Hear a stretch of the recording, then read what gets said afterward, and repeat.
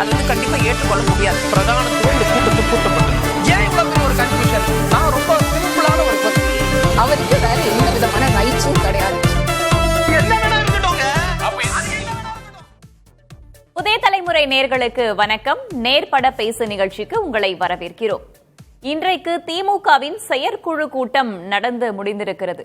பல்வேறு மாற்றங்கள், அதிரடியான நகர்வுகள், வயது வரம்பு நிர்ணயம் போன்ற முக்கியமான விஷயங்கள் அரங்கேற்றப்பட்டிருக்கின்றன. 9 தீர்மானங்கள் நிறைவேற்றப்பட்டிருக்கின்றன. இந்த வயது வரம்பு அப்படின்னு பார்க்கும்போது இந்த மாவட்ட செயலர்களுடைய எண்ணிக்கை 110 அதிகரித்திருக்கிறது.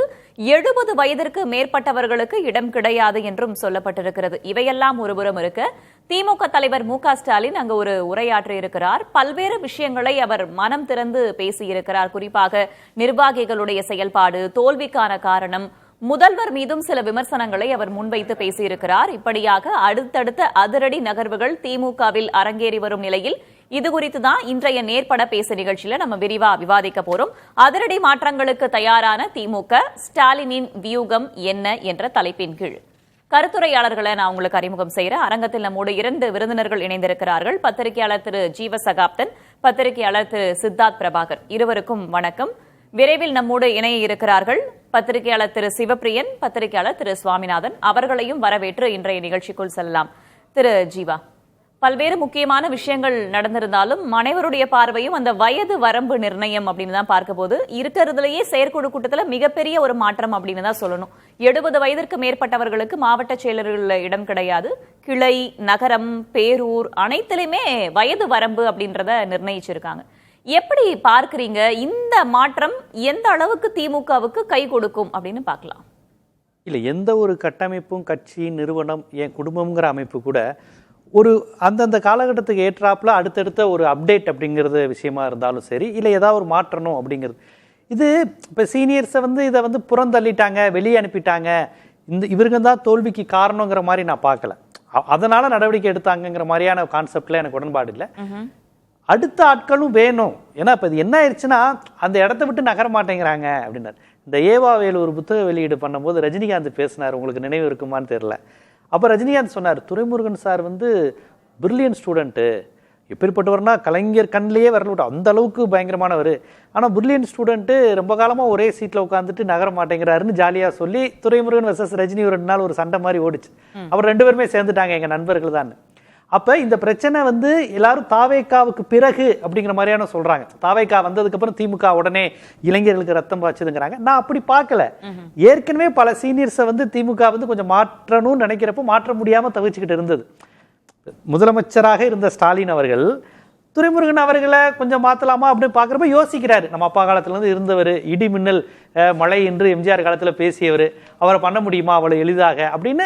இந்த சலசலப்பு நீண்ட காலமா இருந்தாலும் அப்பெல்லாம் இந்த மாற்றம் அமல்படுத்தப்படலையோன்ற கேள்வியும் எழுதல. ஆமா, அமல்படுத்துவதற்கான முயற்சிகள் நடைபெற்றது. இப்போ ஒரு தேர்தல் தோல்விங்கிறப்ப அதுக்கான நடவடிக்கை எடுத்துதான் ஆகணும். நீங்க எந்த ஒரு கட்சியுமே தோல்விக்கு அப்புறம் அதுக்கான காரணங்களை ஆராய தான் செய்வாங்க. வெற்றியை விட தோல்விதான் நிறைய பாடங்களை தரும், நிறைய அனுபவங்களை தரும், நிதானத்தை தரும், முதிர்ச்சியை தரும். அந்த விதத்தில் திமுகவுக்கு இது ஒரு நல்ல விஷயம் தான்.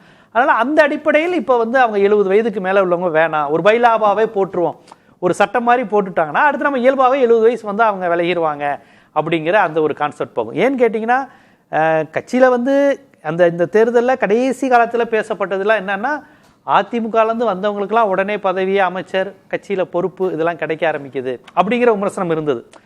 ஆனால் தொடர் வெற்றியை திமுக பெற்றதுனால அது பேசப்படலை. அதிமுகவில் இருந்து வந்த சேகர் பாபு வெற்றியை தந்துக்கிட்டு இருந்தார், செந்தில் பாலாஜி வெற்றியை தந்தார், ரகுபதி, முத்துச்சாமி எல்லாரும் வெற்றியை தந்தாங்க, ஏவாவேலு எல்லாருமே அதிமுகலேருந்து வந்தவங்க தான், சாத்தூர் ராமச்சந்திரன். தொடர்ச்சியாக திமுகவை தென் மாவட்டத்தில் ஒரு முக்கிய சக்தியாக ஏடிஎம்கே பெல்ட்டில் அவங்க ஏடிஎம்கே பெல்ட்டை ஃபுல்லாக திமுக பெல்ட்டாக மாற்றினாங்க.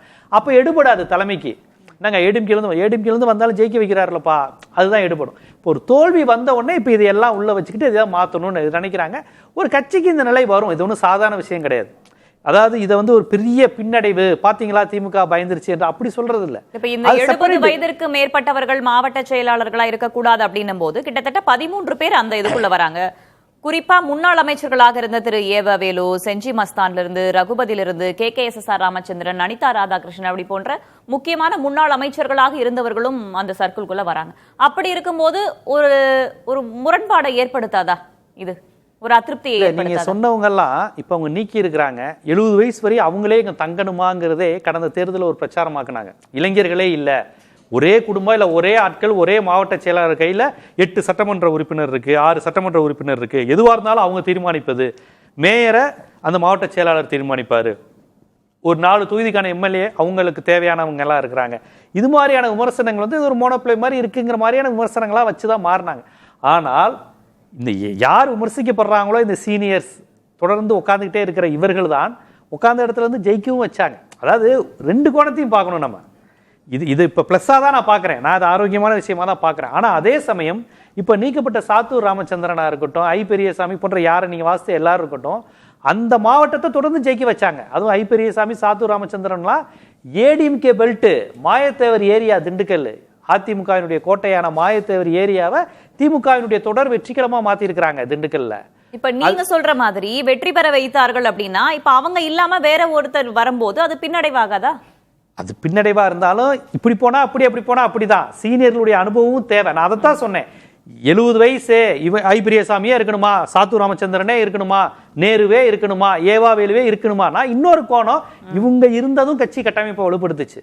இவங்களாலையும் சில விஷயங்கள் செய்யும். அது வந்து அவங்களுடைய அனுபவம், வயது, பொருளாதார பலம், அந்த ஊர்ல அவங்களுக்கு இருக்கக்கூடிய தாட்டியம். சேலம்னா சேலம், கிருஷ்ணகிரி, தர்மபுரி வரை வீரபாண்டிய ஆறுமுகம் தான். கலைஞரே போனாலும் வீரபாண்டிய ஆறுமுகம் தான் கைடுங்க. அதனால மன்னை நாராயணசாமி இவங்கெல்லாம் திமுகவினுடைய மாவட்ட செயலாளர்கள் வந்து அதிகாரத்தில் இருந்தாலும் இல்லைனாலும் அவங்க தான் வந்து அமைச்சர் மாதிரிங்குவார் கலைஞர். ஸோ மாவட்ட செயலாளர்களை அந்த அளவுக்கு அந்த ஊரோடும் மண்ணோடும் ஏரியாவோடையும் நேசத்தோடு வச்சிருப்பாங்க. ஏடிஎம்கேவும் கிட்டத்தட்ட அதே பேட்டர்ன் தான். ஆனால் அதை விட அதிக வலு வந்து மாவட்ட செயலாளர் இருக்கும். இப்போ அதிமுக பொறுத்தவரை மாவட்ட செயலாளர்கள் யாருக்கும் அந்த அளவுக்கு இருக்காது. எம்ஜிஆர், ஜெயலலிதாங்கிற அந்த ஒற்றை பிம்பத்துக்கு தான் அதிக முக்கியத்துவம் இருக்கும். திமுக பொறுத்தவரையும் மாவட்ட செயலாளர், கிளைச்சர் எல்லாருக்குமே அந்தந்த ஏரியாவில் ஒரு தாட்டியம் பண்ணுவாங்க. அதுவே விமர்சனமாக மாறுது. ஓவரா பண்றாங்க, இவர் தாண்டி யாரும் வர முடியலைங்கிறது. ஆனா அது பிளஸ்ஸாகவும் இருந்தது, மைனஸாகவும் இருந்தது. எது எப்படியா இருந்தாலும் இன்னைக்கு அவர்கள் எடுத்துட்டு நீ அடுத்த ஸ்டேஜ் எப்படினாலும் போய் தானே ஆகணும். அடுத்த ஸ்டேஜ், அடுத்த இளைஞர்கள் அவங்க போய் தானே ஆகணும். அதனால அந்த முடிவை நோக்கி அவங்க நகர்ந்திருப்பது என்பது ஒரு நல்ல ஆரோக்கியமான மாற்றமா தான் நான் பார்க்கிறேன். பேசுவோம் திரு ஜீவா. திரு சித்தார்த், அவர்களுடைய நகர்வு அப்படின்னு பார்க்கும்போது தாவேகா மக்கள் செல்வாக்குல தான் ஜெயிச்சிச்சு அப்படின்னு தான் பரவலாக முன்வைக்கப்படக்கூடிய. ஏன்னா அந்த நேரத்துல கட்டமைப்பு திமுக அளவுக்கு அவங்களுக்கு வலுவா இல்ல. இப்பதான் அந்த கட்டமைப்பையும் அவங்க மேம்படுத்திட்டு வராங்க. இப்ப கட்டமைப்பையும் நாங்க வந்து சரி செய்யறோம், மக்கள் ஆதரவையும் நாங்க பெற போறோம்னு நிறைய மாற்றங்களை திமுக கொண்டு வந்திருக்காங்க. எப்படி புரிஞ்சுக்கிறீங்க? இல்ல, இதுல ஜீவா சார் வந்து சொல்லாத ஒரு விஷயம் வந்து இது தாவேகானால நடந்த மாற்றம் தான். இது யாராலையும் மறுக்க முடியாது. இல்ல, தேர்தலுக்கு முன்னாடியுமே இருந்ததுன்னு இது இருந்துச்சு, ஆனா அதை கொண்டு வரலையே. இப்போ நான் ஒரு கால்குலேஷன் டேட்டாவை எடுத்துட்டு வந்தேன். திமுக அரசுல 2021 26 ஓல்டஸ்ட் மினிஸ்டர்ஸ், வயது அதிகமா இருக்கிற மினிஸ்டர்ஸ் யார் யார் இருந்தாங்கன்னா அதுல வந்து துரைமுருகன் 83, நான் சொல்றது 2021 டைம்ல இருந்தே சொல்றேன் நான், 83, ராஜகண்ணப்பன் 72, காந்தி 75, வேலு 71, முத்துசாமி 71ங்கிற மாதிரி 70s 80s லேட் 60ஸ்லயே நிறைய இருந்தாங்க. சரியா? யங்கஸ்ட் மினிஸ்டர் நம்ம எடுத்து பார்த்தோம்னா மதிவேந்தன் 36, அன்பில் மகேஷ் அந்த மாதிரி இருந்தாங்க. இப்போ நம்ம தாவேகா அரசு எடுத்து பார்த்தோம்னா ஓல்டஸ்ட் மினிஸ்டர் செங்கோட்டையன் 78க்கு அப்புறம் நேரா புஷ்யானந்த் 62ன்னு வருது. சரியா? நிறைய வந்து மினிஸ்டர்ஸ் 40களில் இருக்காங்க, 29 வயசு 30 வயசு மினிஸ்டர்ஸ் தான் இருக்காங்க. ஸோ பாலிடிக்ஸ்ல வந்து ஒரு ஜெனரேஷனல் சேஞ்ச் வந்திருக்கு. ஜீவா சார் சொன்னது கரெக்ட். உதயநிதி ஸ்டாலின் அவர்களே ஒரு மேடையில் சொல்லியிருக்காரு, தலைவரே 26 தேர்தலில் வந்து நிறைய இளைஞர்களுக்கு டிக்கெட் கொடுங்க அப்படிங்கிற மாதிரி கேட்டாங்க. ஆனால் அது வந்து செய்யலை. நம்ம என்ன பார்த்தோம்னா காந்தி அவர்கள் வந்து அவருடைய சொந்த மகனுக்கே டிக்கெட் கொடுக்குற போது அவர் ஒரு அதிருப்தியில் இருந்தார். அப்புறம் அவரே கண்டெஸ்ட் பண்ணார் சீட்டை. அதெல்லாம் நம்ம பார்த்தோம். ஸோ நம்ம எப்படி இதை பார்க்கணும்னா இது வந்து தாவேகா ஆட்சி வந்து இங்கிலீஷ்ல சொல்லணும்னா டிஎம்கேக்கு ஒரு ரியாலிட்டி செக் கொடுத்துருக்காங்க. அதை பத்தி இன்னைக்கு திமுக தலைவர் ஸ்டாலின் அவர்கள் வந்து ரொம்ப சிறப்பாக பேசியிருக்காரு. அதை பத்தி அவர் என்ன சொல்லியிருக்காருன்னா, நம்ம குடும்பத்திலேயே நீங்க வந்து அரசியல் பேசாம விட்டுருக்கீங்க அப்படின்னா என்ன சொல்றாரு, திமுக கட்சியில் இருக்கிறவங்க அவங்க ஃபேமிலி மெம்பர்ஸே திமுக ஓட் செய்யல அப்படிங்கிற மாதிரி சொல்லியிருக்காங்க. இன்னொரு சூப்பரான விஷயம் சொல்லியிருக்காங்க, எதிர்கட்சி தலைவர்களை பார்க்குற போது ரொம்ப சிரித்த முகத்தோட நீங்க அவங்களோட செயல்படுறீங்க, ஆனா தான் கட்சிக்காரன் வரும்போது இந்த சிரித்த முகம் இருக்கா அப்படிங்கிற மாதிரி அவர் கேட்கிறாரு. அப்புறம் வந்து உட்கட்சி அரசியல அவர் உடைச்சே பேசியிருக்காரு அப்படின்னே புரிஞ்சுக்கலாம். ஆனா தாவேகானால மட்டும்தான் இந்த மாற்றம் அப்படின்னு பார்க்க முடியுமா? திரு ஜீவா சொன்ன மாதிரி ஏற்கனவே இந்த மாதிரி முதியோர்களுக்கு நம்ம கொடுக்கணும், அதாவது வயதானவர்களுக்கு நம்ம கொடுக்கணும் அப்படின்ற விமர்சனமும் முன்வைக்கப்பட்டுச்சு இல்லையா? இல்ல, விமர்சனம் விமர்சனம் இருந்துச்சு. ஆனா அதை வந்து அவங்க 26 தேர்தலில் வந்து அதை பெருசா அவங்க செயல்படுத்தலையே. இப்போ நம்ம வந்து அவினாஷி தொகுதியில் வந்து டாக்டர் கோகிலாமணிக்கு டிக்கெட் கொடுத்த மாதிரி நம்ம வேற 2-3 பேர் 5 பேராச்சும் நம்மளால சொல்ல முடியுமா? இப்போ சின்ன வயசு மெம்பர்ஸ்க்கு அவங்க சீட் கொடுத்ததா நம்ம பார்க்குறோமா? இல்லை, அந்த மாதிரி பெருசாக நமக்கு உடனே தோன்ற மாதிரி எதுவுமே இல்லை. ஸோ நான் இதை எப்படி பார்க்குறேன்னா, அவங்க வந்து ஆனால் 70 வயசுக்கு வரைக்கும் இவங்க டிஸ்ட்ரிக்ட் செக்ரட்டரி மாவட்ட செயலாளர் வைக்கிறது வந்து இன்னமும் கொஞ்சம் அவங்க வந்து ரொம்ப கன்சர்வேட்டிவாக இருக்கிற மாதிரி தான் நான் பார்க்குறேன். அதை வந்து 50-55 வரைக்கும் கொண்டு வந்திருக்கலாங்கிற மாதிரியான விஷயத்தை பார்க்குறேன். இன்னொரு விஷயம் என்னன்னா, அவங்க வந்து பெண்களுக்கும் தலித்துகளுக்கும் என்ன மாதிரியான ரெப்ரசன்டேஷன் கொடுத்துருக்காங்க பார்ட்டியில், கொடுக்க போகிறாங்க, கொடுக்கணுங்கிற மாதிரியான விஷயத்தை எதுவுமே பேசலை. அதை உடச்சி பேச வேண்டிய விஷயம் இருக்குது. ஏன்னா இந்த 2 செக்மெண்ட்டில் தான் வந்து தாவேகா பெருசாக ஸ்கோர் பண்ணியிருக்கு. 2026 எலெக்ஷனில் திமுகவுடைய ஓட்டுகள் 2021 திமுகவுக்கு ஓட்டு போட்ட நானே நிறைய தாவேகா கட்சியினரை மீட் பண்ணியிருக்கேன். 2021 ஸ்டாலின் அவர்கள் சிஎம்ஆ வரணும்னு ஓட்டு போட்டவங்க இந்த வாட்டி விஜய் கிட்ட போயிருக்காங்க. ஸோ இதை வந்து இவங்க 5 வருஷம் ஆட்சியில் வந்து நிறைய நல்ல திட்டங்களை செயல்படுத்தியிருக்காங்க. 13% எக்ஸ்போர்ட்ல growth ஆயிருக்கு, கம்பவுண்ட் ஆனுவல் growth ரேட் ஆகியிருக்கு. இவங்க வந்து தமிழ்நாடு வந்து ஒரு இன்ஃப்ராஸ்ட்ரக்சர், ஒரு டெக் ஈகோசிஸ்டமாக அவங்க வந்து கிரியேட் பண்ணியிருக்காங்க. இவ்வளோ நிறைய விஷயம் செஞ்ச ஒரு அரசு வந்து ஏன் தோத்துருக்குங்கிற மாதிரியான ஒரு அனாலிசிஸை வந்து அவங்க பண்ணியிருக்காங்க. அதுக்கான முயற்சி தான் எடுத்திருக்காங்க. இன்னும் கொஞ்சம் ரேடிக்கலான மூவ்ஸ் கொண்டு வர வேண்டிய நேரம் இருக்குங்கிற மாதிரி நினைக்கிறேன். இப்போ ஒட்டுமொத்தமா அந்த புதிய பாணி அரசியல் உள்ளுக்குள்ள வருதா? இப்போ திரு ஸ்டாலின் அவர்கள் பேசும்போதே முதியோர் வந்து, அதாவது வயதானவர்கள் பின்ன வரக்கூடியவர்களை, இளைஞர்களை வந்து வழி நடத்தணும் என்பதான விஷயத்தை முன்வைக்கிறாரு. இப்போ ஒட்டுமொத்தமாக அந்த அரசியல் பாணியே வந்து மாறுதுன்னு புரிஞ்சுக்கணுமா? இல்ல, அது கரெக்டான பேச்சு தான். அவர் சொன்னது வந்து கரெக்டான விஷயம் தான் பேசுறாங்க. அது நடக்குமா? இப்போ பணபலம் இருக்கிற திமுக தலைவர்கள்லாம் இப்போ நிறைய இருக்காங்க. அவங்களாம் வந்து விட்டு கொடுப்பாங்களா? அந்த விட்டு கொடுக்குற மனநிலையில் அவங்க இருக்காங்களாங்கிற மாதிரியான விஷயங்களை நம்ம கேட்கணும். இன்னொன்று வந்து நம்ம இப்போ பாஜக மாதிரியான ஒரு பார்ட்டியில், இதே மாதிரி திமுக மாதிரி ஒரு ஸ்ட்ராங் ஆர்கனைசேஷனல் கார்டர் இருக்கிற ஒரு பார்ட்டியில் வந்து ஒன் போஸ்ட் பர் பர்சனுங்கிற மாதிரி தான் அவங்க ஒரு இதை வச்சிருக்காங்க, சிஸ்டம் வச்சிருக்காங்க. இப்போ திமுக நம்ம என்ன பார்க்குறோம்னா, ஒரே ஃபேமிலியில் வந்து நிறைய பேருக்கு ஒரு பார்ட்டியில் போஸ்ட் கிடைக்குது, இல்லை எம்எல்ஏ எம்பி அந்த மாதிரியான சீட்டு கிடைக்குது. ஸோ அந்த மாதிரியான ஒரு விதத்தை கூட கொண்டு வரலாங்கிற மாதிரியான பார்க்குறேன். ஒரு ஃபேமிலியில், ஒரு குடும்பத்தில் வந்து ஒருத்தருக்கு தான் பதவி கிடைக்கணுங்கிற மாதிரியும் ஒரு விஷயத்தை கொண்டு வந்துருக்கலாம். ஏன்னா இப்போ ஃபேமிலி பேஸ்ட் பாலிடிக்ஸ் நிறைய இருக்குங்கிற மாதிரியானதான் ஒரு பிரதான குற்றச்சாட்டா இருந்திருக்கு திமுகக்கு அகேன்ஸ்டா. இப்போ வந்து அதையும் அவங்க எதிர்கட்சிகள் கையில எடுக்கவும் செஞ்சாங்க. ஆனா அது தொடர்பா எதுவும் இல்லை அப்படின்றதுதான். ஜீவா, உங்ககிட்ட சுருக்கமா நான் கேள்வி கேட்க விரும்புறேன். என்னன்னா, குடும்ப அரசியல் அப்படின்றத பிரதானமா பல இடங்கள்லயும் திமுக மேல குற்றச்சாட்டா முன் வச்சாங்க. அதையும் உள்ளுக்குள்ள கொண்டு வந்திருக்கலாமோ அப்படின்ற ஒரு கன்சர்ன் எழுப்பியிருக்காரு. சுருக்கமா இல்ல, அவரு தோழர் வந்து என்ன சொல்றாங்கன்னா, இப்போ அவர் சொன்ன மாதிரி ஒருத்தருக்கு ஒரு முறை தான் போஸ்ட்டு, இனிமே இந்த மாதிரியான பேட்டர்ன்கிறது கேட்க வந்து ரொம்ப ஒரு மாற்றத்திற்கான விஷயம் மாதிரி தெரியும். இது வந்து ஒரு ஃபாசிஸ்ட், பிஜேபி, ஆர்எஸ்எஸ் போன்ற அமைப்புகளை மட்டும்தான் அது சாத்தியமாகும். அதாவது நாங்கள் வந்து ஒருத்தரை திருப்பி தரமாட்டோம், ஒரு தடவை தான் நிற்கணும், எலெக்ஷனில் கண்டிப்பாக ஓட்டே போட்டாகணும், இது எல்லாமே ஹிட்லர் பேட்டர்ன். ஹிட்லருடைய பேட்டர்ன்லாம் கேட்க சூப்பராக இருக்கும். ரொம்ப லேமேன் படி பார்த்தீங்கன்னா, அந்த தப்பு செஞ்சவன், ரேப் பண்ணவன நடு ரோட்ல போட்டு அடிக்கணும், விசாரணையே இல்லாமல் கொலை செய்யணும், அந்த மாதிரி இல்லை. ப்ராக்டிக்கலாக செட் ஆகல. இந்த பேட்டர்ன் மக்கள்கிட்ட எடுபடும். யதார்த்தத்தில் அது ஜனநாயகத்துக்கு எதிரானது. அதாவது ஒருத்தரை வந்து நீ ஒரு தடவை தான் நிற்கணும், 2 தடவை இருக்கணும்லாம் சொல்றது வந்து, ஆனா இதை வந்து வாய்ப்பு தரும்போது அதை ஃபாலோ பண்ணலாம். இது ஒரு பைலாவா விதியா வைக்க முடியாது. களத்துல வந்து திமுக ஆதரவாளர்களே இதை தான் எதிர்பார்க்கறாங்க. இல்ல நீங்க சொல்றது நான் ஒப்புக்கொள்றேன் தோழர். நடைமுறையில நம்ம இந்த மாதிரிலாம் வைக்கலாம். ஐப்பெரியசாமியே வந்துகிட்டு இருக்காரா, துரைமுருகனே வந்துகிட்டு இருக்காரா, ஏவாவிலே வர்றாரா, தங்கம். ஆனால் இவங்க சொல்றாங்கல்ல வாரிசு அரசியல்னு, இந்த வாரிசு அரசியல் டிஆர்பி ராஜா போன இடத்துல இவங்க சொன்ன இளம் ரத்தமான கீர்த்தனா பாய்த்தப்பட்டு இருக்கிறது. என்ன நடந்திருக்கு தமிழ்நாட்டுக்கு? 74 விழுக்காடு முதலீடு ஆந்திராக்கு போயிருக்கு. எனக்கு வந்து அல்டிமேட்டா தமிழ்நாடு முக்கியம். 74 வயசா 34 வயசாங்கிறது எனக்கு முக்கியம் இல்லை. யாருக்கு வேணாலும் கொடுங்க, நீங்க அது கட்சிக்கான பிரச்சனை, எனக்கு மாநிலத்துக்குமான பிரச்சனை. யார் வேணாலும் முதலமைச்சரா இருந்திருப்போங்க. 200 நாள்ல 74% போயிருச்சு. 1 லட்சம் இளைஞர்களுக்கான வேலை வாய்ப்பு போயிருச்சு. டிஆர்பி ராஜா, டிஆர்பி பாலுவோட பையன். சோ நீங்க யார்ட் ஸ்டிக்கை இப்படி மட்டும் வைக்க முடியாதுங்கிற சீனியர், அப்புறமேட்டு இவருடைய பையன், இவங்களாம் வரக்கூடாது. ஒன்லி இளைஞர்கள்னா இன்னைக்கு கீர்த்தனா போன்றவர்கள் தான் உங்களுக்கு கிடைப்பாங்க. திரு சிவபிரியன், பல்வேறு முக்கிய முடிவுகள், மூத்தோர் வந்து இளையோரை வழிநடத்தி செல்லணும் அப்படின்னு வயது வரம்பு நிர்ணயிச்சிருக்காங்க. ஒட்டுமொத்தமாக பார்க்கும்போது 110 மாவட்ட செயலர்களுடைய எண்ணிக்கையும் அதிகரிக்கப்பட்டிருக்கு. இந்த மாதிரி தீர்மானங்கள் முதல்வருடைய, அதாவது முன்னாள் முதல்வருடைய பேச்சு என்ன தாக்கத்தை ஏற்படுத்தும் நினைக்கிறீங்க? என்ன விளைவை ஏற்படுத்தும் நினைக்கிறீங்க? தாக்கத்தை பொறுத்தவரையில் கட்சியில் இருப்பவர்களுக்கு வந்து ஒரு சோர்வாக இருக்கிறாங்க. ஏன்னா மே 4ஆம் தேதி நம்ம ஆட்சி அமைச்சிட போகிறோம். 2.0 திருப்பி வந்து தலைவர் வந்து உட்கார போறாரு அப்படின்னு தான் பெரும்பாலான திமுக தொண்டர்கள் நினைச்சாங்க. அது நடக்காம போன பிறகு அவரே அவருடைய சொந்த தொகுதியில் தோற்கும் பொழுது திமுக தொண்டர்களுக்கு ஒரு மிகப்பெரிய சோர்வு ஏற்பட்டது. அப்பதான் வந்து நிறைய விஷயங்களை இந்த 38 பேர் கொண்ட கமிட்டி போகும்போது நிறைய பேர் ஏகப்பட்ட விஷயங்களை சொல்லியிருக்கிறாங்க. அது பெருசா வெளியில வரல. இந்த ஸ்ட்ராட்டஜி நிறுவனங்கள் மீது உங்களுக்கு இருந்த அந்த அலாதி நம்பிக்கை வந்து ஒரு மிகப்பெரிய பிரச்சனை. அவங்க வந்து நாங்க கீழே இருந்து இன்புட்ஸ் கொடுக்குறோம், விஜய் அவர்களுடைய வளர்ச்சி வந்து அபரிவிதமா இருக்குது அப்படின்னு. ஆனா மேல இருக்கிறவங்க யாருமே கேட்கல.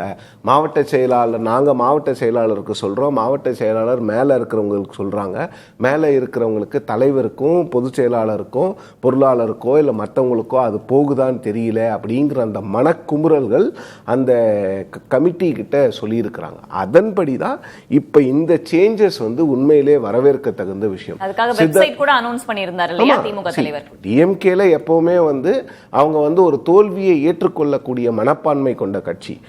முதல்ல திரு மு க ஸ்டாலின் அவர்களும் திரு உதயநிதி ஸ்டாலின் அவர்களும் இன்ஸ்டாகிராமால ஜெயிச்சிட்டாங்கன்னு சொன்ன போது நான் வந்து நிறைய இடங்கள்ல சொல்லியிருந்தேன், இது திமுகவுக்கான ஒரு பேட்டர்னே கிடையாது.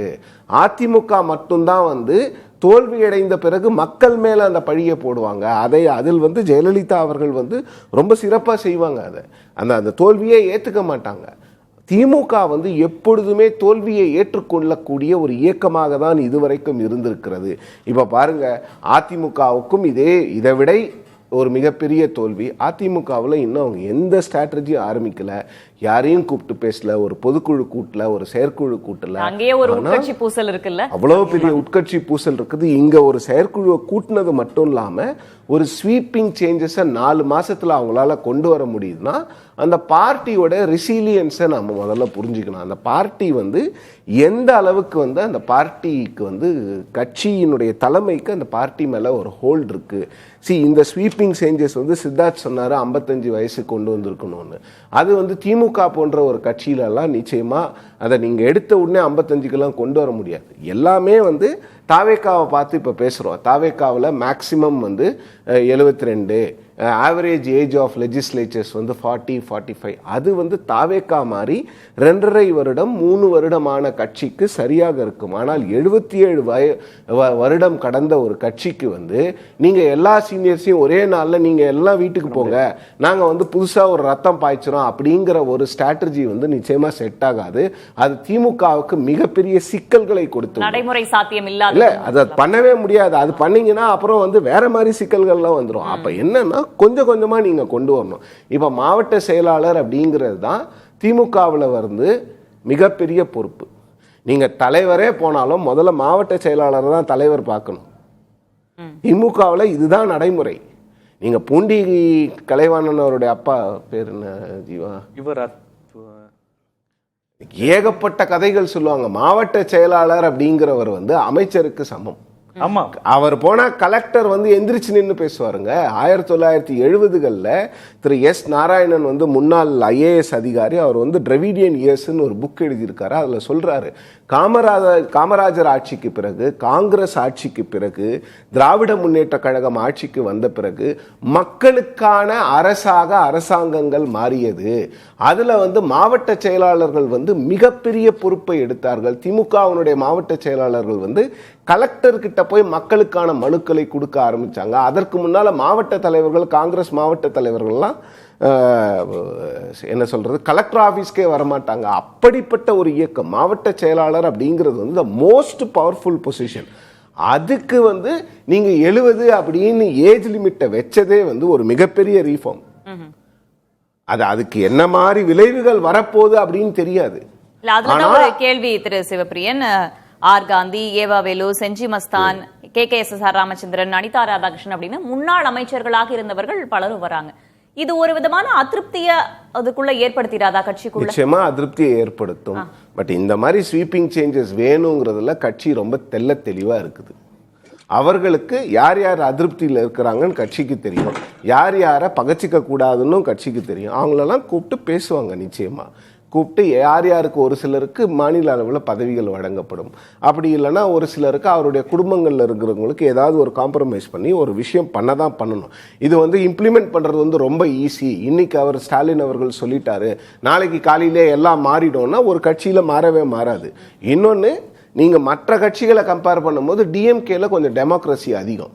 நீங்கள் மாவட்ட செயலாளர் அப்படின்னு ஒரு கூட்டம் போட்டிங்கன்னா ஒன்றிய செயலாளர் எழுந்து மாவட்ட செயலாளர் திட்டலாம், நீ எனக்கு சரியா பதவி கொடுக்க மாட்டேங்கிற அப்படிங்கிற விஷயம் அதிமுகவில் இப்போ ஜெயலலிதா அவர்களுடைய மறைவுக்கு பிறகு பல இடங்கள்ல அந்த டெமோக்ரஸி வந்து வெளியில வருது.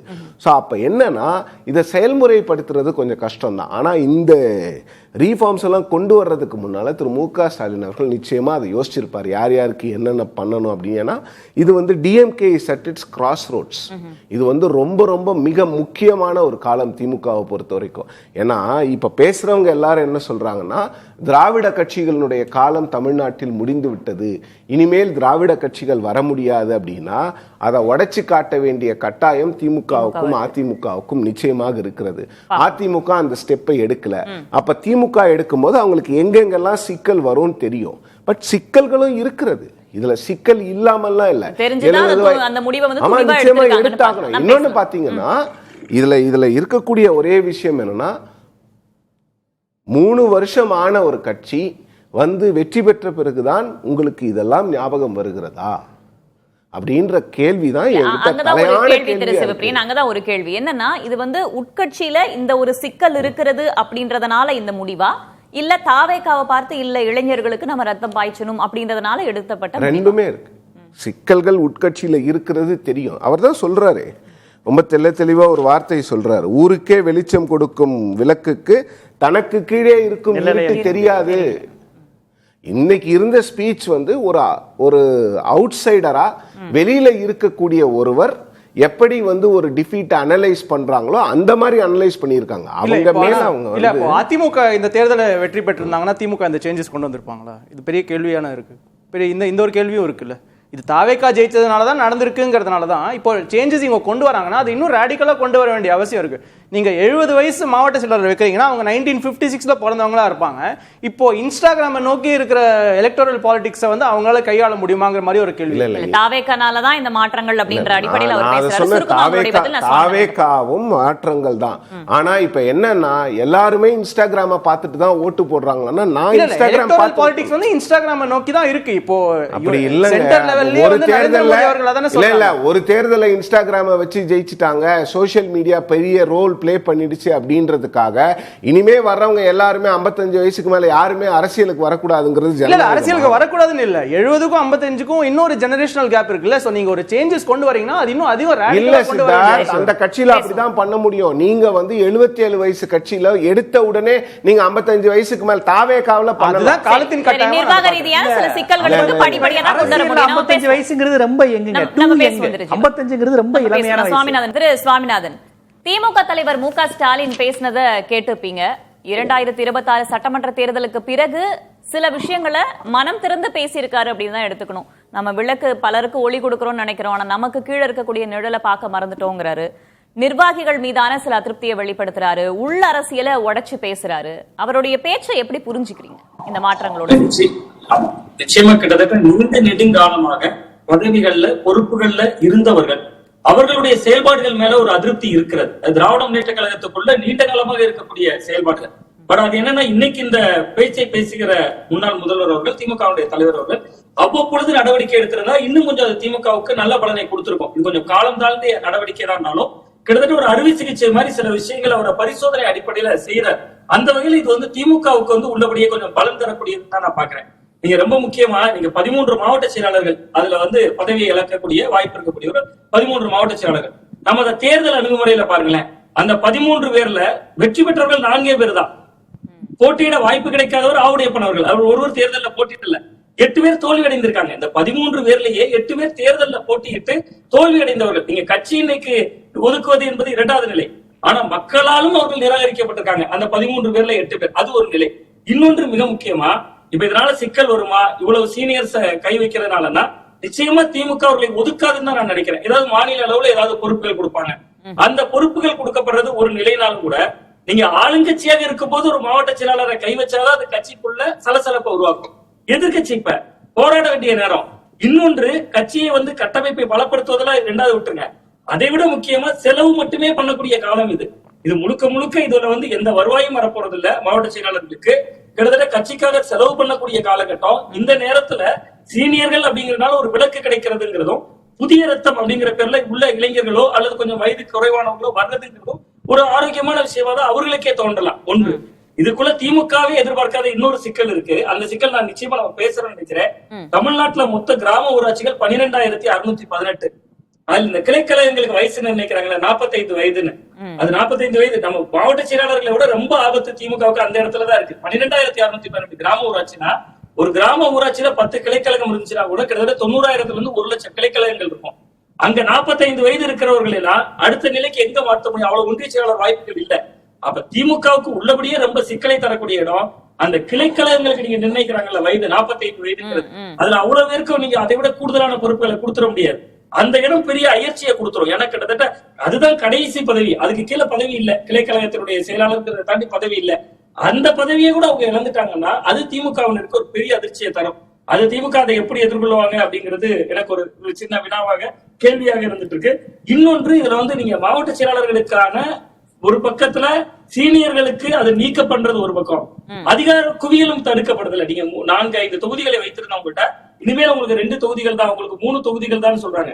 இதை முதல்ல சீனியர்ஸே எவ்வளவு பேர் விரும்புவாங்கன்னு தெரியாதுல்ல. நம்ம மாவட்ட செயலாளரா இருந்தோம், 6 தொகுதி இருந்துச்சு, நம்ம கீழே 5 தொகுதிகள் இருந்துச்சு, இன்னைக்கு 2-3 ஒரு மாவட்ட செயலாளரா இருக்கிறோமா? அப்ப ஒரு சீனியர்கள் இயல்பாகவே அதுக்காக பெரிய ஃபைட் பண்ணுவாங்க.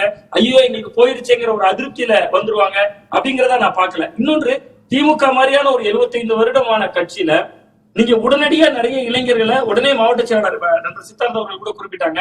அமைச்சர்களுடைய வயதை குறிப்பிட்டாங்க. 96ல கலைஞர் அவர்களுடைய காலத்திலேயே 33 வயதான சுரேஷ்ராஜன் சுற்றுலாத்துறை அமைச்சராக்குறாங்க. அந்த நேரத்துல 2000ஆவது ஆண்டுல திருவள்ளுவர் சிலையை அங்க நிர்ணயம் பண்ணுகிற பொழுது அதை பார்த்துக்கிடக்கூடிய பொறுப்பை அவர்களால் வழங்கப்பட்டது. அப்ப காலந்தோறும் சில நபர்களாகத்தான் சேர்ப்பாங்க. இப்ப விஜய் புதிய சக்தி. நீங்க தேர்தலுக்கு முன்னாடி 10 செங்கோட்டையன் அவர்களுக்கு பின்னால் போயிருந்தா அந்த 10 பேர் தான் அமைச்சரா இருப்பாங்க. நீங்க அப்படியான நபர்கள் போனவர்கள் குறைவுங்கிறதுனால இந்த புதிய இளைஞர்கள் அமைச்சராயிட்டாங்க. விஜயபாஸ்கர் அமைச்சர் ஆயிருப்பாருங்க நேரம். விஜயபாஸ்கர் எந்த வயசுல பதவி சொல்லுங்க. அதே மாதிரி இப்ப நீங்க கிட்டத்தட்ட இந்த வயது நிர்ணயிக்கிறாங்களா மேடம், வயது நிர்ணயிக்கிறதுனால மட்டுமே பெரிய மாற்றம் நடந்துரும் அப்படின்னு நான் நம்பல. ஏன்னா பாஜக வயது நிர்ணயிக்கிறாங்க. மாவட்ட செயலாளர்கள் இத்தனை வயதுதான், மாவட்ட தலைவர்கள் இங்க இத்தனை வயதுதான் இருக்கணும், இதுக்கு மேல இருக்கக்கூடாதுங்கிறாங்க. எம்எல்ஏ சீட்டே கிடையாது. நாங்க 70 வயசுக்கு மேல போட்டியிட ஆள் இல்லாம கன்னியாகுமரியில பொன்ராதாகிருஷ்ணன் அவர்களுக்கு தான் வாய்ப்பு வழங்கப்பட்டது. இப்ப ஜெயிச்சிருக்காரு ஊட்டி எம்எல்ஏ போகராஜன். அவருக்கு எத்தனை வயதுன்னு பாருங்க. அவருக்கு 70 வயதுக்கு மேல பாஜக சீட் இல்ல. இதுதான் விதிமுறையாக இருக்கு. ஆனா 70 வயது கடந்த போகராஜன் மட்டும் தான் அங்க ஜெயிக்கிறார். ஒரே ஒரு எம்எல்ஏ தான் ஜெயிக்கிறார். இன்னொன்று, மாவட்ட செயலாளர்கள் எண்ணிக்கையை கூட்டிட்டதுனாலே கட்சி வளர்ந்துரும். ஒரு உதாரணத்துக்கு இப்ப 110 மாவட்ட செயலாளர்கள் திமுக வராங்க. தமிழ்நாட்டுல அதிகமான மாவட்ட செயலாளர் இருக்கக்கூடிய கட்சி நாம் தமிழர் கட்சி. 232 மாவட்ட செயலாளர்கள் இருக்காங்க. அது சற்றேறக்குரிய தொகுதி செயலாளர் மாதிரி தான். அங்க 234 மாவட்ட செயலாளர்கள் இருக்காங்க. அப்ப கட்சிக்கு இளையரத்த பாய்ச்சல் இவர்கள் நினைக்கிறாங்க. இது உள்ளபடியே தாவேக்காவை பார்த்து விட்டு தான் திமுக செய்யுது. அதுல எனக்கு கடுகளோடும் சந்தேகம் இல்ல. ஏற்கனவே உட்கட்சியில சில சிக்கல்கள் இருந்தது. பொதுவெளியிலையும் திரு உதயநிதி ஸ்டாலின் இளையோர்களுக்கு வாய்ப்பு கொடுக்கணும் அப்படின்னு கேட்டது. ஏற்கனவே தேர்தலுக்கு முன்னதாகவே சில சலசலப்புகள்லாம் செய்திகள்லாம் இருந்தது இல்லையா? அதோடைய தாக்கமா இருக்கு, நீங்க பாக்கலையா? அப்படி இல்ல மேடம், அதுக்குதான் நான் ஒரு என்ன விளக்கம் சொல்றேன்னா, 2011 இருந்து 2021 வரை திமுக எதிர்கட்சி மேடம் கடுமையான தோல்விகளை சந்திச்சாங்க. 2011 அவர்களால் எதிர்கட்சி வரிசையில கூட எதிர்கட்சி தலைவர் இடத்துக்கு கூட வர முடியல. இன்னைக்கு அதிமுக எடுத்த இடங்களை விட ரொம்ப குறைவாக தான் எடுத்தாங்க. தேமுதிகவினுடைய வருகை கிட்டத்தட்ட அதிமுக தேமுதிக அலையன்ஸ் 2014 பாராளுமன்ற தேர்தலில் திமுக படுதோல்வி. நீங்க 39 தொகுதிகளையும் தோல்வி அடைகிறாங்க. அப்ப இந்த மாற்றம் வரலையே. 10 ஆண்டுகள் தொடர்ந்து எதிர்கட்சி வரிசையில களமாடினாங்கல்ல, ரொம்ப வீரியமா போராடினாங்க. அப்போ ஒரு வயது நிர்ணயிக்க வேண்டிய தேவை அவர்களுக்கு வரல. நான் இன்னொரு கோணம் கூட சொல்றேன். அதிமுக 2006 காலகட்டங்கள்ல தேமுதிகவுடைய வரவுக்கு பின்பு இளைஞர் மற்றும் இளம்பெண்கள் பாசறை ஏன் உருவாக்குறாங்க?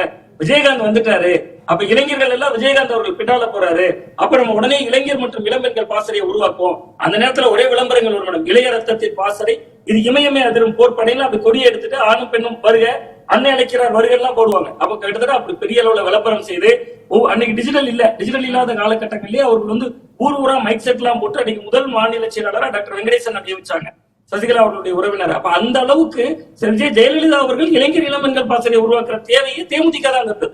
அப்ப அதே போன்றுதான் இன்னைக்கு இதுக்கு வயது நிர்மாணம் இது எல்லாவற்றுக்குமான தேவையை தாவேக்காதான் உருவாக்குகிறது. பட் இவர்கள் இதுக்கு வயது நிர்ணயம் கிளை செயலாளருக்கு 45 வயது என்று இல்லாமல் புதிய இளைஞர்களை கொண்டு வரதுக்கு வேற ஏதாவது ஒரு வயது நிர்ணயித்து அந்த இளைஞர்கள் பக்கம் கூடுதல் கவனத்தை செலுத்தி இருக்கலாம் தான் நான் பாக்குறேன். இது ஒரு வயதால் மட்டுமே ஈர்த்து விட முடியும், ரீல்ஸ் அந்த மோகங்கள் அதன் மூலமாக மட்டுமே தாவேக்காவை எதிர்கொண்டு விட முடியும் கிடையாது. அனுபவமும் தேவை. இல்ல வயது நிர்ணயம் மட்டும் இல்ல, கூடுதலாக நிறைய உறுப்பினர்களை சேர்க்கணும், புதிதாக நம்ம உறுப்பினர்களை நிறைய சேர்க்கணும், முதியோர் அனைத்தையுமே வழி நடத்தணும் என்பது போன்ற அறிவுறுத்தல்களையும் கொடுத்திருக்காரு இல்லையா? ஆமா ஆமா மேடம், அது அறிவுறுத்தல் கொடுத்திருக்காங்க. நீங்க அந்த வயது என்பதுதான் இன்னைக்கு பெரும் பேசு பொருளா இருக்கு. இப்ப நீங்க செல்வி ஜெயலலிதா அவர்கள் இளைஞர் இளம்பெண்கள் பாசறையை நிறுவனாங்க. 2011 அது ஆளுங்கட்சியாக வரதான முடிந்தது. நீங்க அன்றைக்கு இன்னைக்கு திமுகவுக்கு இன்னைக்கு தேவை முதல்ல கூட்டணியை இழந்திருக்காங்க. அப்ப கட்சியை பலப்படுத்துவது ஒரு நிலை, கூட்டணி கட்சிகளை இழந்திருக்கிறது இன்னொரு நிலை. அப்ப இளைஞர்கள் தாரை தாரையாக உள்ள வந்தா போதுமே. நீங்க வயதை நிர்ணயிச்சா இப்ப வயதை குறைச்சிட்டோம், 70 வயதுக்குள்ளதான் மாவட்ட செயலாளர் இருக்க முடியும், 60 வயது வரைதான் ஒன்றிய செயலாளர் இருக்க முடியும்னா எப்படி இளைஞர்களை அது ஈர்க்கும்? அப்ப இளைஞர்களை ஈர்ப்பதற்கு இன்னமுமே வேறு வகையான களப்பணிகளை அவர்கள் செய்வதுதான் பொருத்தமா இருக்கும். கூட்டம் அப்படின்லாம் நடத்திட்டு வராங்களே, அதெல்லாம் உதவாதா திரு சுவாமிநாதன்? ஆமா, இல்ல நீங்க ஜென்சி கூட்டம் என்பது கிட்டத்தட்ட அவர்கள் தொடர்ச்சியா நீங்க ஜென்சி டிஎம்கே அப்படிங்கறத அவங்க வகைப்படுத்துறதும் ஜென்சி இளைஞர்களுக்கான கூட்டங்கள் நடத்துறதும் ஓரளவுக்கு கை கொடுக்கும். அதே நேரத்துல நீங்க தாவேக்காவுக்கு வந்த அந்த பெரிய இளைஞர்கள் கூட்டம் இருக்குல்ல, அது ஒரு கொள்கை அடிப்படையில திரண்ட கூட்டம் இல்லையா? அப்ப இவங்க களத்துக்கு போய் நிறைய கிரவுண்ட் ஒர்க் பண்ணி இளைஞர்களை ஈர்ப்பதற்கு வேறு வேறு வேலைகள் செய்ய வேண்டிய தேவை இருக்கு. ஒண்ணுமே இல்ல மேடம், இன்னைக்கு இடதுசாரிகள் போராட்டம் செய்வதற்கு தடை அப்படிங்கிற ஒரு உத்தரவு வருது, அப்புறம் அது திரும்ப பெறப்படுது. அந்த ஒரு வட்டாட்சியர் மாற்றப்படுகிறார், கம்யூனிஸ்டுகளோட கணக்கு எடுக்கிறாங்க. இதுல திமுக கடுமையான எதிர்விளைவு ஆற்றிருக்கலாமே. அப்ப நான் என்ன சொல்றேன், இழந்து போன கூட்டணிகளுக்கு முதல்ல வளர்விக்கணும். எல்லாம் சேர்ந்ததுதான் கட்சி கட்டமைப்பை வலுப்படுத்த நான் பாக்குறேன். இன்னைக்கு முதல்ல நீங்க கூட்டணியே வந்திருக்கீங்க, அப்ப அது ஒரு நம்பிக்கையை தரணும். மேல வயதே ஒரு நிலை என்றாலும் கட்சியில புதியவர்கள் வந்து கொண்டே இருப்பதற்கு காரணமாக எது மாறும்னா புதிய கட்சிகள் வரப்போகுது என்பது போன்ற பல விஷயங்களும் சார்ந்ததுன்னு. சரி, மூத்தோர் இளையோரை வழிநடத்தணும் அப்படின்னு சொன்னாலுமே கூட இளைஞர்களை கவர்வதற்கு வயது வரம்பு நிர்ணயம் மட்டும் போதாது அப்படின்ற பாயிண்ட சொல்லிருக்கீங்க, நான் புரிஞ்சுக்கிறேன். திரு சிவப்பிரியன், திரு சுவாமிநாதன் பேசும்போது குறுக்கிட விரும்புனீங்க. அவர் குறிப்பிட்ட முக்கியமான விஷயம், இந்த வயது வரம்பு நிர்ணயம் மட்டும் போதாது, இளைஞர்களை உள்ளுக்குள்ள இழுக்க வேற பாணியை கையாளணும், இன்னும் தீவிரமாக செயல்படணும் அப்படின்ற மாதிரி சொல்லிருக்காரு. இது ஃபர்ஸ்ட் ஆஃப் த மெனி ரிஃபார்ம்ஸா தான் நான் பாக்குறேன். முதல்ல தொடங்கி வச்சிருக்காங்க, இதன் பிறகு நிறைய ரீஃபார்ம்ஸ் பண்ணதான். ஏன்னா திமுகவுக்கு இது ஒரு சாதாரண தோல்வி கிடையாது. இது வரலாற்றுல அவங்க 1991 அவங்க பெற்ற தோல்வியை விட மிகப்பெரிய தோல்வின்னு தான் நான் சொல்லுவேன். ஏன்னா கிட்டத்தட்ட ஆட்சிக்கு நாங்கள் வந்துட்டோம், நாங்கள் உக்காந்துட்டோம், நாங்கள் தான் அடுத்து முதல்வர் அப்படிங்கிற எண்ணத்தில் தான் அமைச்சர்களும் முதலமைச்சர் எல்லாருமே இருந்தாங்க. அதில் எந்த மாற்று கருத்துமே கிடையாது. அவங்களுக்கு ஏன் இது மிகப்பெரிய தோல்வி அப்படின்னா 1977க்கு பிறகு 1967க்கு பிறகு ஒரு கம்ப்ளீட் ஐடியாலஜிக்கல் சேஞ்ச் தமிழ்நாட்டில் நடக்கிறது இதுதான் முதல் முறை. அதிமுக திமுக அப்படிங்கிற அந்த இரு துருவங்களை தாண்டி மூன்றாவது சக்தியாக தாவேக்கா உருவெடுத்து ஒரு 3 வருஷத்துல ஆட்சி அதிகாரத்துக்கு வர்றது அப்படிங்கிறது சாதாரண விஷயமே கிடையாது. இன்னொன்று, திரு விஜய் அவர்கள் பெற்ற வெற்றி அப்படிங்கிறது திரு எம்ஜிஆர் அவர்களும் பெறாத வெற்றி. ஒரு 2 கூட்டணி கட்சியை வச்சுக்கிட்டு எம்ஜிஆர் அவர்களால் 4 வருஷம் கழிச்சு, அதுவும் எம்ஜிஆர் அவர்கள் ஒரு 20 வருஷம் பாலிட்டிஷியன். அவர் திமுகவில் கொள்கை பரப்பு செயலாளராக இருந்து, திமுகவினுடைய பொருளாளராக இருந்து, 2 முறை சட்டமன்ற உறுப்பினராக இருந்து, அரசியல் தெரிஞ்ச பிறகு அவர் எடுத்த வாக்கு சதவீதம் 33. ஆனால் எதுவுமே தெரியாம அரசியலுக்கு 2 வருடங்களில் விஜய் அவர்கள் எடுத்த வாக்கு சதவீதம் 35. அதெல்லாம் அந்த கிரெடிட் எல்லாம் யாருமே கிடையாது. உணர்ந்திருப்பார்கள் இல்லையா? நிச்சயமா உணர்ந்ததுனாலதான் அதன் அடிப்படையில முதல் கட்டமா இதை பார்க்கலாம். இவர் அடுத்தடுத்து அவருடைய வியூகம் எப்படி அமையும்? அடுத்தடுத்து நிச்சயமா இந்த இளைஞர்களுக்கு கொடுக்கறாங்க அப்படிங்கிற பேச்சு வருது இல்ல, அந்த இளைஞர்கள் உண்மையிலே கட்சியிலிருந்து கீழிருந்து வந்த இளைஞர்களாக இருக்க வேண்டும். நம்ம எல்லாரும் என்ன சொல்றோம், உதயநிதி ஸ்டாலின் அவர்களை எடுத்துக்காட்டா சொல்றோம். ஆனா மாவட்டத்துக்கு மாவட்டம் உதயநிதி ஸ்டாலின்கள் இருக்கிறாங்க. அதுதான் திமுகவினுடைய பிரச்சனை. அதை பத்தி யாருமே பேசுறதில்ல. இன்னைக்கு முதல்ல ஏன் இந்த 70ங்கிறதே பெரிய விஷயம் நான் சொல்றேன்னா, நான் பார்த்த வகையில் ஒரு 7-8 எலெக்ஷன் கவர் பண்ணதில் திமுகவை பொறுத்த வரைக்கும் பவர்ஃபுல்லான பீப்புள் மாவட்ட செயலாளர் அவர்களை குறுநில மன்னர்கள் அப்படின்னு தான் கூப்பிடுவாங்க. அந்த குறுநில மன்னர்களுக்கும் கால நிர்ணயம் இன்று கொடுக்கப்பட்டிருக்கிறது. நீங்க குறுநில மன்னராக இருக்கலாம், 15 வருஷத்துக்கு மேல உன்னால குறுநில மன்னராக இருக்க முடியாது அப்படிங்கிற விஷயத்தை நீங்க சொல்லியிருக்கிறாங்க. இந்த விஷயத்துல இந்த இளைஞர்கள் தாவைக்காக்கு போயிட்டாங்க, முதியோர்கள் திமுக திராவிட கட்சிகளை இருக்கிறாங்க அப்படிங்கிற அந்த ஒரு கான்செப்ட் இருக்குல்ல, இந்த தேர்தல் முடிவிலிருந்து அப்படியே ரேண்டமாக அதை எடுக்கிறோம். இல்லை, ஆனால் இளைஞர் ஆற்றல் அப்படிங்கிறது எதுனா, டைஃபி எஸ்எஃப்ஐ இளைஞர்கள் நீட்டுக்கு எதிராக போராடினா பாருங்க, அதுதான் இளைஞர் ஆற்றல். ஜனநாயகன் படத்தை பார்த்துட்டு எங்கள் தளபதியோட கடைசி படத்தை நாங்கள் அழுதுகிட்டு இருந்தோம் பாருங்க, அதுவும் இளைஞர் கூட்டம் தான். அது கூட்டம், அது கும்பல், இது இளைஞர் ஆற்றல். நீங்கள் எண்ணிக்கையை வச்சு இப்போ வந்துட்டு முடிவு செய்யாதீங்க. உங்களுக்கு இசையை குருவி தான் தரும், காக்கா தராது. அதனால இது இளைஞர் சக்தி. மாநிலத்துடைய தலையெழுத்தை மாத்திருக்கேன், நான் அதை தான் சொல்றேன். அப்புறம் இன்னொன்னு, எம்ஜிஆரோட பெரியது வாங்கிட்டாங்க, ஜெயலலிதா கூட்டணி வச்சு வந்தாங்க, கூட்டணி வைக்காம வந்தார்னா, இது கூட்டணி வைக்காதனால தான் அந்த கட்சி ஜெயிச்சிச்சு. எழுதி வச்சுக்கோங்க. திமுக இதுவரையும் திமுக எல்லாரும் மோசமானவங்க, தீய சக்தி, ஊழல் சக்தி, இதையெல்லாம் ஒழிக்க ஒருத்தர் வராருன்னு ஒரு பெரிய கூட்டம் நம்புச்சு. கட்டமைப்பு இல்லாதனால தான் ஜெயிச்சாங்க. பிடிஆரை எதிர்த்து நின்றவர் முஸ்தபான்னு தெரிஞ்சு ஓட்டு போட்டவங்க ரொம்ப குறைவு. யாருக்கு ஓட்டு, காந்தியை எதிர்த்து இப்போ தாரிகான்னு ஒருத்தங்கன்னா தாரிகான்னு தெரிஞ்சே ஓட்டு, ஆனா பெண்ணானே தெரியாம தாங்க வாக்களிச்சாங்க. விசிலுங்கிற சின்னத்துக்கு ஓட்டு போட்டாங்க. விஜய் சொன்ன மாதிரி என் முகத்துக்கு ஓட்டு போடுங்கன்னு. அவர் நல்லவரா, குடிகாரரா? மக்கள் எடுத்த முடிவு தானே திரு ஜீவா. மக்கள் எடுத்த முடிவு தான். மக்கள் எடுத்த முடிவுக்கு பின்னாடி உள்ள அரசியல தான் பேசுறேன். மக்கள் எடுத்த முடிவு தான், ஓட்டு போட்டு வந்தது, அதை யார் மறுக்க போறாங்க? அவங்க சிந்திச்சு தானே எடுத்திருப்பாங்க. இவர் நம்மள வழி நடத்தினா சரியா சிந்திச்சு தான் முடிவு எடுத்தாங்கங்கறத நான் மக்கள் சிந்திக்கட்டும். நான் என்ன சொல்றேன்னா, இங்க பாருங்க, கேள்வி ரொம்ப பேசுங்க நீங்க. நான் என்ன சொல்றேன்னா, இந்த விஷயம் இருக்குல்ல, சீனியர் எல்லாம் தூக்குங்க, வாரிசு அரசியல் தூக்க, இளைஞர்கள் மட்டும் வரணும்னா இளைஞர்கள் யாருங்கிற கேள்வி இருக்கு. இளைஞர்கள்னாலே ஊழலற்றவர்கள், வயசானவர்கள் என்றால் தப்பா, இந்த மாதிரி ஒரு பொதுவான பொது புத்தியில பதிப்பதுங்கிற தேவையில்லை. அதைத்தான் சுவாமிநாதன் ரொம்ப அழகா சொன்னார். இங்க அனுபவத்துக்குன்னு ஒரு ரோல் உண்டு, இளைஞர் படைக்குன்னு ஒரு ரோல் உண்டு. பொதுவா நீ அப்படி இப்ப என்ன முன்னிறுத்த விரும்புறாங்கன்னா, இவங்க நரேட்டிவே என்ன தெரியுமா, இளைஞர்கள் விஜய்க்கு, இளைஞரா இருந்தா ஒருத்தன், ஜென்சியா இருந்தா ஒருத்தன் விஜய்க்கு தான் இருப்பான் அப்படின்னு. இன்னைக்கு நிறைய பேர் மாறிக்கிட்டு இருக்கான். அந்த விஷயத்தை சொல்லாம இந்த நரேட்டிவ் அப்படியே அவங்க கண்டினியூ பண்றாங்க. அதுதான் கவனிக்க வேண்டியது. அதாவது கலைஞர் அவர்களுடைய நிர்வாகத்திறன்கிறது உங்களுக்கு 88 வயசு வரையும் தமிழ்நாட்டுக்கு பயன் கொடுத்தது. அன்பழகனுடைய நிர்வாகத்திறன் கண்டிப்பா வாஜ்பாய் ஆட்சியில பேராசிரியர் அன்பழகன் ஜோதிடத்தை நீங்க பாடமா வைக்க கூடாதுன்னு சனாதனிகளுக்கு பாடம் எடுத்தாரு, அமைச்சரவையில இருந்தாங்க. இதெல்லாம் அந்த 83 84 வயசு கிழவன்கள் தந்ததுதான். அதனால நீங்க உடனே அனுபவத்தை விட்டுட்டு ஒரே நேர எதிர்ப்பு. ஜீவா சார் என்ன சொல்றாருன்னா, மதுரையில முஸ்தபா அவர்களுக்கு யாரும் ஓட்டு போடல அப்படின்னு. அப்படி பொருள் சொல்லல. நான் சொல்லி 234 தொகுதிக்கு அதான் சொன்னேன். இல்ல நான் என்ன சொல்ல வரேன்னா, இங்க கேள்வி தாவேக்காக்கு ஏன் ஓட்டு போட்டாங்கிறது இல்ல, திமுகக்கு ஏன் ஓட்டு போடலங்கிறது தான் மேட்ரு. இப்போ பிடிஆர் மாதிரி ஒரு ஆளுமை மதுரையில நிக்கிறாருன்னா அவருக்கு ஓட்டு ஏன் போடலைங்கிறது தான் கேள்வி. விஜய்க்கு ஓட்டு போட்டாங்களா, முஸ்தபாக்கு ஓட்டு போட்டாங்களா, இல்ல விசிலுக்கு போட்டு போட்டாங்களாங்கிறது மேட்டர் இல்ல.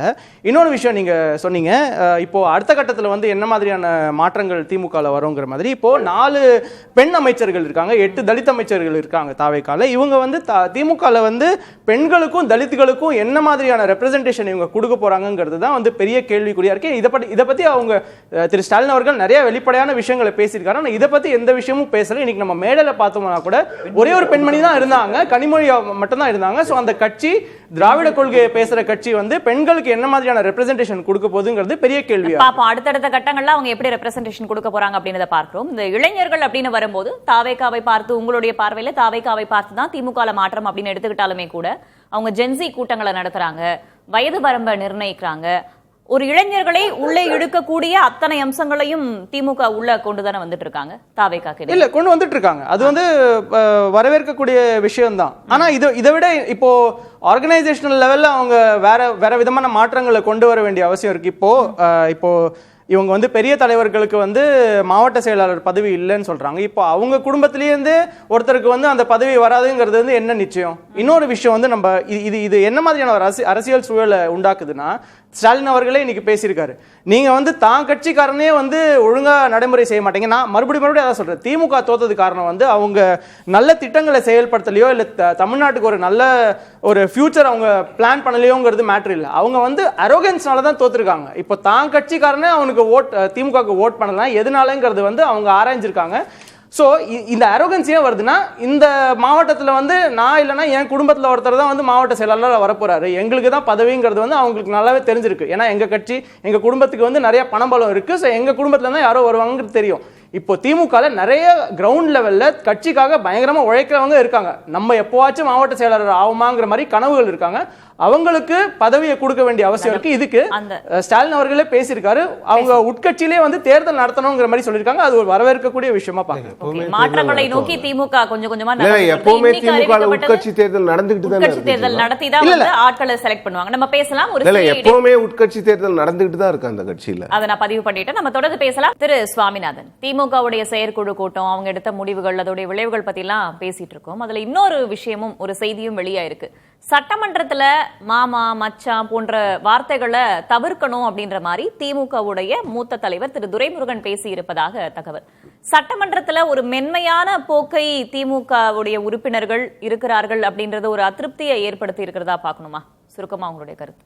ஆமா, இல்ல கிரவுண்ட்ல வந்து அந்த உறவு முறைகள்லாம் சொல்லி அழைக்கிறது வந்து மக்கள் மத்தியில இது இவ்வளவு தூரம் திமுக தாவேக்கான்னு இவ்வளவு ஆக்ரோஷமா தாவேக்காவினர் கொண்டு போயிட்டு இருக்கிற நேரத்துல திமுகவினர் ஏன் மென்போக்கா இருக்காங்க அப்படிங்கிற ஒரு எண்ணத்தை உருவாக்கி இருந்தது. ஆனா கடந்த ஒரு 2-3 நாட்களா பதிலுக்கு திமுகவும் இப்ப கொஞ்சம் ஆவேசமாகவே பேச தொடங்கியிருக்காங்க. இதுல ரொம்ப முக்கியமான ஒரு விஷயம் என்னன்னா, ஒருவரை மாமா என்று திமுகவுடைய சட்டமன்ற உறுப்பினர் பேசுகிற பொழுது அங்க இருக்கிற துணை சபாநாயகர் குறுக்கிட்டு கேட்கிறார், மாமான்னு ஜீவோ இருக்கா அப்படின்னு கேட்கிறார். ஒட்டுமொத்த தமிழ்நாட்டு குழந்தைகளும் தன்னை அங்கிள்னு சொல்றாங்கன்னு சொல்லிதான் விஜய் அவர்கள் ஓட்டே வாங்கினார். அதுக்கு எந்த ஜீவோ இருக்குன்னு பதிலுக்கு திமுகவினர் கேட்டிருக்கணும்.